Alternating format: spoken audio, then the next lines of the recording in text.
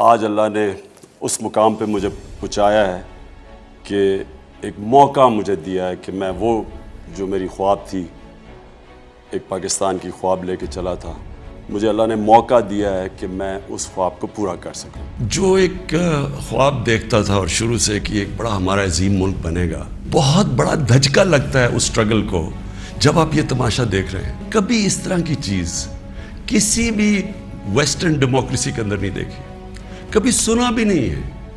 نہ کوئی سوچ سکتا ہے کسی کو خریدنے کا، نہ کوئی اپنے آپ کو اپنا ضمیر بیچنے کا سوچ سکتا ہے، کیونکہ معاشرہ اس کے خلاف کھڑا ہو جاتا ہے۔ ہمارا اس وقت فورن پالیسی میں بہت بڑا چیلنج ہے پاکستان کا۔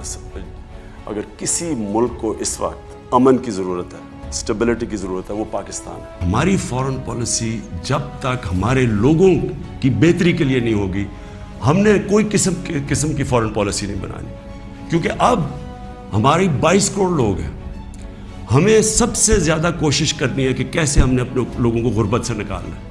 وہ غربت سے ہم تب نکالیں گے جب ہم کسی کانفلکٹ کا حصہ نہ بنیں، جب ہم امن میں شرکت کریں لیکن جنگ میں کسی کے ساتھ شرکت نہ کریں۔ اگر کوئی کہے بیسس چاہیے تو نہیں ہم بیسس دے سکتے، کیونکہ ہم پہلے مار کھا چکے ہیں اس میں۔ اس لیے وہ مجھے افسوس سے کہنا پڑتا ہے کہ ان کو وہ لوگ پسند ہیں جو کہ ان کی ہر بات مانیں گے، جو کہیں گے کہ بیگرز آر ناٹ چوزرز، جو کہیں گے کہ جی پاکستان لائف سپورٹ مشین پہ تو مدد کرو۔ ان کو اس طرح کے لوگ چاہیے، یعنی جو پہلے سے ہی گرے ہوئے ہوں گے۔ میں چاہتا ہوں کہ امریکہ کے ساتھ بھی، یونائٹڈ اسٹیٹس کے ساتھ ہماری ایک ایسے تعلقات ہوں جو کہ میوچلی بینیفیشل ہوں، یعنی ایک ایسے ہوں جو دونوں ملکوں کے لیے فائدہ مند ہوں۔ عمران خان اینٹی امریکن نہیں ہے، لیکن ہم نے بڑی بری حالات دیکھے ہوئے ہیں۔ ہم نے آپ کی ہم کو ٹیشو پیپر کی طرح استعمال ہونے والی قوم نہیں ہے کہ آپ استعمال کریں اور پھر پھینک دیں۔ ہم آپ کے ساتھ جو ایک ورڈ ہوتا ہے میوچلی بینیفٹ، آپ کو بھی جس کا فائدہ ہو ہمیں بھی فائدہ ہو۔ امریکہ کے ڈپلومیٹس ہمارے لوگوں سے مل رہے ہیں، چند میلے پہلے ان کو پتا تھا کہ آ رہی ہے عدم اعتماد۔ میں یہ کہتا ہوں کہ کسی سے ہماری لڑائی نہیں ہے، نہ میں کسی کا اینٹی ہوں نہ کسی ملک کا اینٹی ہوں۔ میں صرف یہ کہتا ہوں کہ جو میرے لوگوں کے فائدے کے لیے پہلی چیز وہ ہے، میرے 22 کروڑ لوگوں کے لیے، اس کے بعد میں دنیا کی باقی چیزیں ماننے کے لیے تیار ہوں، لیکن میں اپنے لوگوں کو قربان نہیں کر سکتا کسی اور قوم کے خاطر جو ہم نے وار آن ٹیرر میں کیا ہے۔ اپنی قوم سے یہ کہنا چاہتا ہوں کہ دیکھیں یہ ضروری ہے ہم سب کے لیے فیصلہ کرنا کہ ہم کیا چاہتے ہیں۔ ہم ایک آزاد قوم بننا چاہتے ہیں، خوددار قوم بن کے رہنا چاہتے ہیں، یا اس طرح کے غلام چاہتے ہیں؟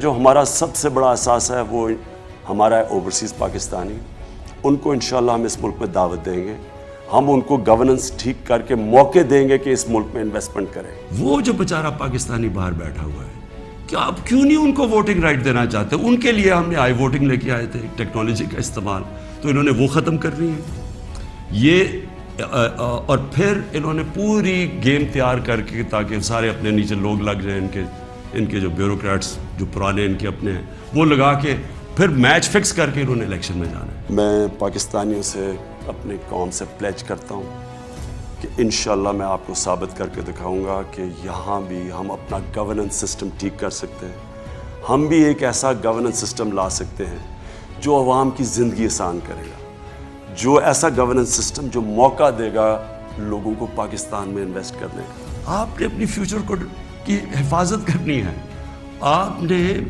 اپنی جمہوریت، اپنی سوورنٹی کی حفاظت کرنی ہے، اپنی آزادی کی حفاظت کرنی ہے۔ یہ جو باہر سے امپورٹ کر کے سازش کر کے اور ضمیر خرید کے یہ ڈرامہ جو ہو رہا ہے، آپ نے اس کی پروٹیسٹ کرنا ہے۔ میں آپ کے سامنے، قوم کے سامنے آج یہ کہہ رہا ہوں کہ ہم پاکستان کو ایسے چلائیں گے جو کبھی پاکستان پہلے نہیں چلایا گیا، وہ گورننس دیں گے جو کبھی پاکستان میں پہلے ایسی گورننس نہیں آئی، اور وہ شروع کریں گے اپنے آپ سے، اپنے آپ کو اداروں کے نیچے لے کے آئیں گے۔ کہ سپریم کورٹ اور پاکستان کی عدلیہ کی میں عزت کرتا ہوں۔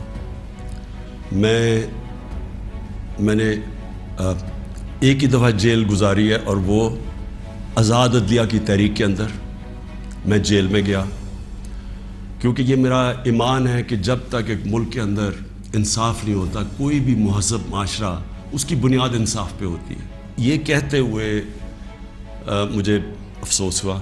اور افسوس کیوں ہوا میں یہ اپنی قوم کے سامنے واضح کر دوں. جو بھی عدلیہ کا فیصلہ ہم ایکسیپٹ کرتے ہیں, افسوس اس لیے ہوا کہ جو ڈپٹی اسپیکر نے جو اسمبلی پروگ کی تھی اس کی وجہ کیا تھی؟ اس کی وجہ یہ تھی آرٹیکل 5, یعنی کہ بیرونی مداخلت ہوئی تھی پاکستان کے عدم اعتماد میں. تو میں یہ چاہتا تھا کہ سپریم کورٹ کم از کم اس کو دیکھتا تو صحیح. یہ بڑا سیریس الزام ہے کہ ایک باہر سے ملک آپ کے اندر ایک پوری سازش کر کے ایک گورنمنٹ کو اس کے خلاف سازش کر کے اس کو گراتا ہے. تو اس کے یہ اتنا سیریس ایلیگیشن تھی کہ میں چاہتا تھا کہ اس کی کوئی پروب ہو. کم از کم سپریم کورٹ وہ جو مراسلہ ہے, جو ڈاکیومنٹ ہے, کم از کم اس کو بلا کے دیکھ تو لیتا کہ کیا یہ جو ہم کہہ رہے ہیں کہ اتنی بڑی سازش ہے اور رجیم چینج کی کوشش ہے, کیا ہم سچ بول رہے ہیں یا نہیں بول رہے ہیں. تو مجھے تھوڑی سی مایوسی ہوئی کیونکہ یہ اتنا بڑا ایشو ہے اور اس کے اوپر کوئی سپریم کورٹ میں بات نہیں ہوئی. اور دوسرا مجھے افسوس یہ ہوا کہ اتنی جلدی جتنا فیصلہ آیا, جو 63A یعنی کہ جو کھلے عام ہارس ٹریڈنگ ہو رہی ہے, پولیٹیشنز کے ضمیر خریدے جا رہے ہیں, بھیڑ بکریوں کی طرح ان کو بند کیا جا رہا ہے ہوٹلز میں اور ان کی قیمتیں لگائی جا رہی ہیں. سوشل میڈیا کا زمانہ ہے, بچے کو پتہ ہے اب کس قیمت کے اوپر اپنے ضمیر بیچ رہے ہیں. کون سی جمہوریت ہے یہ؟ کون سی دنیا کی جمہوریت میں اس چیز کی اجازت دی جاتی ہے؟ اور جو سب سے بڑا انصاف کا فورم ہے عدلیہ, اس سے ہم ایکسپیکٹ کرتے تھے کہ کم از کم اس کے اوپر اور کچھ نہیں تو سو موٹو ایکشن لیں, کیونکہ یہ تو ایک مذاق بن گیا ہے پاکستان کی ڈیموکریسی کا.